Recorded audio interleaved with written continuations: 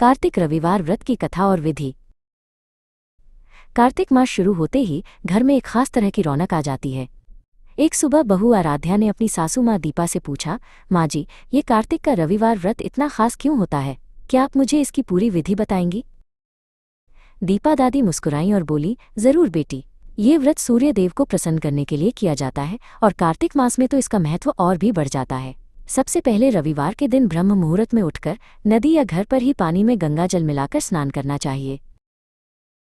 स्नान के बाद स्वच्छ वस्त्र पहनकर सूर्य देव को अर्घ्य दिया जाता है। तांबे के लोटे में जल, लाल चंदन, लाल फूल और अक्षत चावल डालकर सूर्य भगवान को ओम घृणी सूर्याय नमः मंत्र के साथ अर्घ्य दो। आराध्या ने ध्यान से सुना।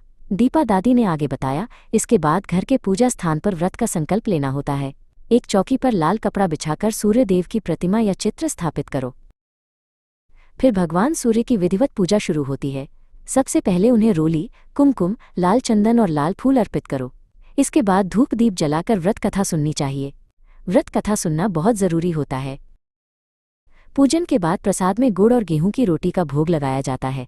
कार्तिक के रविवार व्रत में नमक का सेवन नहीं किया जाता है। व्रत रखने वाला व्यक्ति केवल एक समय ही फल, दूध या सात्विक भोजन ग्रहण कर सकता है।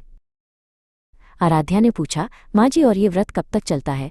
क्या इसे तोड़ने का भी कोई नियम होता है? दीपा दादी ने समझाया, यह व्रत सुबह सूर्योदय से लेकर अगले दिन सूर्योदय तक चलता है, लेकिन पूजा शाम को भी होती है। शाम के समय फिर से सूर्य देव को दीप दिखाना चाहिए और उन्हीं गुड़ और गेहूं की रोटी का प्रसाद ग्रहण करना चाहिए। व्रत का पारण अगले दिन सोमवार को सूर्योदय के बाद ही किया जाता है। इस व्रत को करने से आरोग्य, धन और संतान सुख की प्राप्ति होती है और सूर्य देव की कृपा बनी रहती है। ये सिर्फ एक नियम नहीं, बल्कि सूर्य की ऊर्जा से जुड़ने का एक सुंदर तरीका है।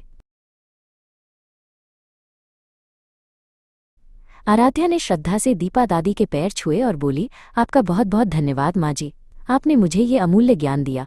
मैं कल से ही इस विधि विधान से कार्तिक रविवार व्रत शुरू करूंगी।